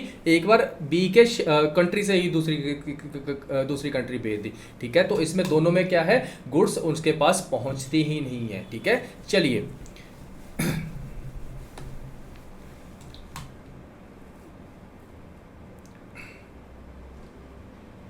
चलिए अब ऊपर वाले जो हमारे पॉइंट थे आपको आई होप आपको सारे पता चल गए होंगे। अब जो हमारा नेक्स्ट है वो हमारा सेकंड टॉपिक शुरू हो जाएगा इसके बाद, वो हमारा है मोड्स ऑफ इंटरनेशनल ट्रेड। ठीक है, अब ये मोड्स ऑफ इंटरनेशनल ट्रेड क्या है, ठीक है, इसका मतलब कि जो पेमेंट होती है उसमें क्या क्या होता है। ठीक है, इसमें जो 3 इसको मेजर चीज़ों में डिवाइड किया है, अब उसके बारे में बात करते हैं। ठीक है, मोड्स ऑफ इंटरनेशनल ट्रेड में सबसे पहले आता है वो है क्लीन पेमेंट्स, कि आपको पेमेंट्स आपकी सारी क्लीन होगी हैं। वो 2 तरीके से होती हैं, एक तो एडवांस पेमेंट होती है, एक ओपन अकाउंट होता है, अब उसके बारे में पढ़ेंगे, यहाँ पे जस्ट मैं आपको बता रहा हूँ। दूसरी चीज़ इसके बारे में पढ़ेंगे वो है बिल्स फॉर कलेक्शन। ठीक है, और जो लास्ट जिसके बारे में पढ़ेंगे वो है डॉक्यूमेंट्री क्रेडिट। ठीक है, चलिए अब 1 बाय 1 करके इसको पढ़ते हैं। सबसे पहले अगर बात करें तो क्लीन पेमेंट्स की, देखिए सर क्लीन पेमेंट्स में क्या है। ठीक है, क्लीन पेमेंट्स में कुछ नहीं है कि क्लीन पेमेंट्स में जस्ट बैंक का खाली यही काम रह जाएगा कि उसने क्या करना है, पेमेंट को क्लीन करना है बस, और बाकी का जो सारा काम है वो अगर बायर और ट्रेडर के बीच, बायर और सेलर के बीच का है, उनका आपस में ट्रस्ट है, ठीक है। जस्ट बैंक का यहाँ पे काम एक लिमिटेड सा रह जाता है कि उनके कहने पे क्या है, बैंक क्या कर देगी, अपनी ट्रांजैक्शन को क्या कर देगी, अपनी जो भी करेंसी एक्सचेंज है, जो भी कहीं से पैसा रिसीव कर लेगी और किसी को पे करना है तो पे कर देगी। यहाँ पे बैंक का खाली यही काम रहता है। बैंक वेट करता है जब तक वो अपने बायर और सेलर आपस में जो भी उनकी बात हुई है उसके बिहाफ पे फिर बैंक उनके काम करता है। तो बायर का यहाँ पे बैंक का यहाँ पे जो काम है बहुत ही लिमिटेड हो जाता है क्लीन पेमेंट्स में। खाली यहाँ पे क्लीन पेमेंट्स जो वर्ड यूज़ किया गया है वो मेनली बैंकों के लिए यूज़ किया गया है कि खाली बैंकों का काम इसमें जस्ट पेमेंट क्लीन करने के लिए रहेगा, उसका कोई भी रिस्क से कुछ भी लेना देना नहीं है, वो बायर और सेलर आपस में खुद ही वो तय कर चुके हैं। ठीक है, चलिए in the case of clean payment transaction और शिपिंग डॉक्यूमेंट्स, जो भी डॉक्यूमेंट्स है शिपिंग के, included title documents, title documents पता है कि ये चीज़ किसको हम दे रहे हैं उसके ऊपर नाम होता है। ठीक है, are handle directly by trading parties, वो डायरेक्टली कौन पार्टीज हैंडल पार्टीज क्या करती है, हैंडल करती है। ठीक है, वो बैंकों को नहीं दिया जाते, वो पार्टीज खुद ही एक दूसरे को भेजती है अपने ट्रस्ट पे। ठीक है, the role of bank is limited to, यहाँ पे जो बैंक का रोल है खाली वो यही रह गया, क्लियर फंड एज रिक्वायर्ड। जब वो कहेंगे, जब उनकी रिक्वायरमेंट होगी तो जस्ट क्या करना है, क्लियरिंग फंड करने हैं कि जब भी पेमेंट करनी होगी पेमेंट कर दो, जब भी पेमेंट रिसीव करें रिसीव कर दो, बस। There are two type of clean payments. जो क्लीन पेमेंट्स है बैंक जो पेमेंट क्लियर करेगी वो दो तरीके से करेगी। सबसे पहले एडवांस पेमेंट, या तो पहले कर देगी एडवांस में, उसके लिए एक कंडीशन है, it is an arrangement where the exporter is trusted to ship the goods after receiving payment from the importer. पहले इसमें क्या है कि इंपोर्टर जिसने माल मंगवाया है, यानी अपना कौन है, बायर, बायर पहले ही एक्सपोर्टर को क्या कर देता है, बायर पहले ही एक्सपोर्टर को क्या कर देता है, पेमेंट कर देता है। तो बैंक क्या कर देती है, एडवांस पेमेंट कर देती है बायर के कहने पे कि उसको पहले ही आप क्या कर दो, पेमेंट कर दो, वो माल भेज देगा, कोई बात नहीं। तो यहाँ पे बस बैंक इंतजार करती है कि कब बायर ऐसी बात बोलेगा तो वो एडवांस पेमेंट उनकी कर देती है, चाहे गुड्स अभी तक आई हैं तो नहीं है। तो इसमें फिर बैंक का कोई भी मतलब नहीं होता। बैंक का खाली इसमें मतलब था कि एडवांस पेमेंट के लिए मेरे को बोला गया है, कर दो। एक्सपोर्टर माल भेजेगा नहीं भेजेगा उसकी दिक्कत है बायर की, अब वो बैंक की कोई दिक्कत नहीं है इसमें।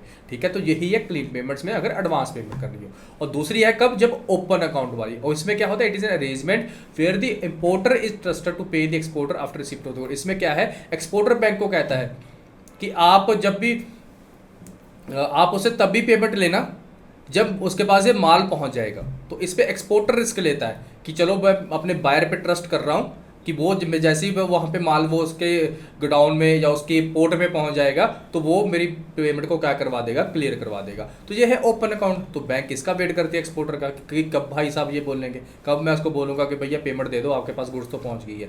तो ये है ओपन अकाउंट। एडवांस पेमेंट और ओपन अकाउंट में बस यही फ़र्क है कि बैंक को अगर बोला जाए कि आप पेमेंट पहले ही कर दो, चीज़ें चाहे आई हैं चाहे नहीं आई हैं, तो उसको क्या है, बैंक को पहले पेमेंट करने पे। ओपन अकाउंट में क्या है, चाहे वो दूसरी फिर बायर साइड को एक्सपोर्टर बोलता है कि मैंने चीज़ें भेज रहा हूँ, जब उसके पास चीज़ें पहुँच जाएगी तो उसको बोल देना कि आपकी चीज़ें आ गई हैं तो प्लीज़ आप उसकी पेमेंट रिसीव कर लेना। बस यही काम है यहाँ पे बैंकों का। वहाँ यहाँ पे बैंकों का रिस्क का कोई लेना देना नहीं है। यही है हमारा क्लीन पेमेंट्स। ठीक है, आई होप आपको अच्छे से समझ में आया होगा। ठीक है, चलिए अब बात करते हैं बिल्स फॉर कलेक्शन। देखिए जो बिल्स फॉर कलेक्शन में है, अब ये थोड़ा सा ऊपर वाले से डिफरेंट होगा क्लीन पेमेंट में। यहाँ पे मेनली जो एक्सपोर्टर है, ठीक है, मैं यहाँ पे एक्सपोर्टर है वो क्या करता है, यहाँ पे लिख देता हूँ। एक्सपोर्टर है वो बैंक को क्या करता है, हैंड ओवर कर देता है अपने सारे डॉक्यूमेंट्स। ठीक है, जो सेल के रिगार्डिंग वो कर रहा है, वो सारी गुड्स की सारा कितनी गुड्स जा रही है, किसके नाम पे जा रही है, ठीक है, वो सारी अथॉरिटी जो हैंड ओवर करनी होती है किसी अपने बायर को, तो वो सारे डॉक्यूमेंट बैंक को हैंड ओवर करता है। और वो बैंक को कहता है कि जब भी मैं आपको इंस्ट्रक्शन दूंगा आप ये डॉक्यूमेंट बायर को दे देना। ठीक है, तो इसमें क्या है बिल फॉर कलेक्शन में कि एक्सपोर्टर बैंक को बोलता है कि मैं आपको क्या करता हूँ, डॉक्यूमेंट्स दे रहा हूँ। जब हम आपको बोलेंगे कि ये डॉक्यूमेंट्स हैंड ओवर कर दो बायर को कि उसका काम खत्म हो गया, जब उसने पेमेंट कर दी, सारा हमारा बीच कोई झगड़ा नहीं हुआ, कुछ नहीं हुआ, तो आप ये डॉक्यूमेंट उसको दे देना और जो भी गुड्स की जो अथॉरिटी है उसको मिल जाएगी। ठीक है, तो ये जो डॉक्यूमेंट कलेक्शन है वो दो तरीके से होता है। ये जो डॉक्यूमेंट्स हैंड ओवर होते हैं बायर को वो दो तरीकों से होते हैं। एक तो होते हैं documents against payment, documents are related to the importer only against payment, जहाँ पे जस्ट ये बोला जाता है कि आप बायर जब तक पेमेंट नहीं करता बैंक उसको डॉक्यूमेंट ट्रांसफर या उसको हैंड ओवर नहीं करेगी। ठीक है, एक तो ये तरीका हो गया यानी कि डॉक्यूमेंट अगेंस्ट पेमेंट। ठीक है, तो डॉक्यूमेंट अगेंस्ट पेमेंट में खाली यही है कि जब तक एक्सपोर्टर बैंक को नहीं बोलता कि मैं आप जब तक उसकी पेमेंट नहीं क्लियर होगी, जब उसकी बायर पेमेंट कर देगा तो आप उसको हैंड ओवर कर देना, ठीक है, सिंपल। और डॉक्यूमेंट्स अगेंस्ट एक्सेप्टेंस में क्या है, आपको पता है जब भी कोई बिल ऑफ एक्सचेंज या कोई भी बिल लिखा जाता है किसी के ऊपर, तो दूसरी पार्टी की क्या चाहिए, एक्सेप्टेंस वहाँ पे बहुत ज़रूरी होती है, ठीक है। एक बिल तभी वैलिड माना जाएगा जब दूसरी पार्टी क्या करेगी, उसको एक्सेप्ट करेगी। तो इसका मतलब क्या है, जब एक्सपोर्टर बिल लिखेगा, बिल बनाएगा, तो अगर बायर उसको क्या कर लेगा, एक्सेप्ट कर लेगा, ठीक है, तो तभी उसको क्या कर दो, बैंकों को, फिर जब भी वो एक्सेप्ट कर देगा, इस पर साइन कर देगा, तो उसको क्या कर देना, हैंड ओवर कर देना। यहाँ पे मैंने अपने साइन कर दिए, सॉरी। तो फ्लो में तो इसमें यह है कि अगर आप इसमें क्या कहता है एक्सपोर्टर बैंक को कहता है कि जैसे ही बायर ने बिल को एक्सेप्ट कर लिया, वहाँ पे साइन वगैरह हो गया कि हाँ ये मेरे को जो भी है अथॉरिटी ये सारी मतलब कि मंजूर है, जो भी गुड्स आनी है ये इतने रेट पे आनी है, सारा कुछ मेरे को मंजूर है, उस पर अगर उसने साइन कर दिया तो उसको हैंड ओवर कर देना, पेमेंट बाद में हो जाएगी, कोई बात नहीं, ठीक है। तो यही दोनों में डिफरेंस है, एक तो पेमेंट पे और एक पेमेंट के बाद हो सकता है अगर उसको बिल को क्या कर ले, एक्सेप्ट कर ले, ठीक है। चलिए, यह है हमारा बिल्स फॉर कलेक्शन का मामला। अब जो हमारा लास्ट है वो हमारा है डॉक्यूमेंट्री क्रेडिट, ठीक है। अब ये डॉक्यूमेंट्री क्रेडिट क्या होता है, ठीक है, डॉक्यूमेंट्री क्रेडिट, और इसको लेटर ऑफ क्रेडिट भी बोलते हैं, ठीक है। अब मैं आपको अच्छे से समझाता हूं कि लेटर ऑफ क्रेडिट का क्या काम होता है। देखिए लेटर ऑफ क्रेडिट कैसे काम करता है, मैं आपको एग्जांपल से समझाता हूं यहाँ पे मैं, ठीक है। ये जो काम करता है लेटर ऑफ क्रेडिट, ये बायर के बिहाफ पे काम करता है, ठीक है। अब कैसे, बायर अपनी बैंक को बोलता है जिसने पेमेंट पे करनी होती है एक्सपोर्टर को, यहाँ पे मैं एक्सपोर्टर लिख देता हूँ, ठीक है। ये एक्सपोर्टर हो गया, ये हमारा बायर हो गया, या इसको कह सकते हैं सेलर भी लिख सकते हैं, ठीक है। सेलर लिख देता हूँ, सेलर बायर थोड़ा कॉमन सा लगते हैं, ठीक है। तो बायर अपनी बैंक से कहता है कि आप लेटर ऑफ क्रेडिट इशू कर दो, यानी कि एलओसी, एक्सपोर्टर को यानी कि सेलर को। तो ये एलओसी का मतलब क्या है, मतलब बायर बैंक को ये कहना चाहता है कि अगर आप एलओसी उसको दे दोगे तो उसको एक तरह से गारंटी मिल जाएगी बैंक की कि हाँ बायर आने वाले समय में क्या कर देगा, पेमेंट कर देगा, ठीक है। अगर यहाँ पे सेलर और बायर में ट्रस्ट नहीं है तो बायर अपनी बैंक को कहता है कि आप मेरे बिहाफ पे क्या कर दो, लेटर ऑफ क्रेडिट उनको दे दो, ठीक है, जिसमें पूरी गारंटी बैंक लेता है कि अगर आपकी गुड्स यहाँ पे पहुँच जाएंगी, जैसे ही पहुँचेगी बायर है जो हमारा वो आपको पेमेंट कर देगा, हम इसकी पूरी जिम्मेदारी लेते हैं, ठीक है। तो ये होता है लेटर ऑफ क्रेडिट। तो लेटर ऑफ क्रेडिट में खाली कुछ नहीं है, जस्ट बैंक जिम्मेवारी उठा लेता है यहाँ पे कि बायर क्या कर देगा, सेलर को पेमेंट कर देगा। जस्ट अगर सेलर को फिर लेटर ऑफ क्रेडिट जब मिल जाती है, जब उसकी अथॉरिटी या डॉक्यूमेंटेशन, ऐसा नहीं है कि वहाँ पे वो भेजते हैं ऑनलाइन, जैसे उनको मिल जाते हैं कि बैंक हाँ वहाँ की जिम्मेदारी उठा रहे हैं, तो वो फिर गुड्स भेज देते हैं, उनको कोई भी भेजने की दिक्कत नहीं, उनको पता है कि उनकी पेमेंट फिर मिल ही जानी है, चाहे जो मर्जी हो जाए, ठीक है। चलिए, तो इसमें यही है कि डॉक्यूमेंट्री क्रेडिट जो होता है वो लेटर ऑफ क्रेडिट होता है, is written undertaking by the importer bank, ठीक है, and known as the issuing bank and behalf of its customer. वही है जो बैंक बायर की जो बैंक होती है वो ही इसको इशू करती है। The importer applicant promise to effective payment, जो कि प्रॉमिस करती है किसी एक्सपोर्टर को कि जो भी पेमेंट है in favour of exporter up to a stand sum of money, जितने भी पैसों की बात हुई है within a prescribe time, जो भी टाइम लिमिट वो उसमें रखी गई है, against stipulate document and condition, चाहे वो डॉक्यूमेंट्स के ऊपर हो चाहे कोई कंडीशन यानी कि सेल के ऊपर हो, जब गुड्स आएंगी तो आएंगी, ठीक है। जब ये चीज़ सारी हो जाएंगी आपको सारी पेमेंट आपको मिल जाएगी। तो डॉक्यूमेंट्री कुछ नहीं है, जस्ट एक गारंटी दी जाती है बैंकों की एक एक्सपोर्टर को, क्या माल भेजो हमारा बंदा आपको पैसे देगा, एक हल्ला शेरी दे देते हैं, ठीक है। चलिए, अब ये तो हमारा सारा मामला हो गया फिट, ठीक है। अब इसमें हमने काफ़ी कुछ पढ़ लिया, अगर आपको कोई भी दिक्कत है तो प्लीज़ मेरे को कमेंट सेक्शन में बताइए, फिर भी मैं आपके लिए एक बार एक रिपीट तो जरूर कर देता हूँ, ठीक है, ताकि आपको पता चल जाए कि हुआ क्या था, ठीक है।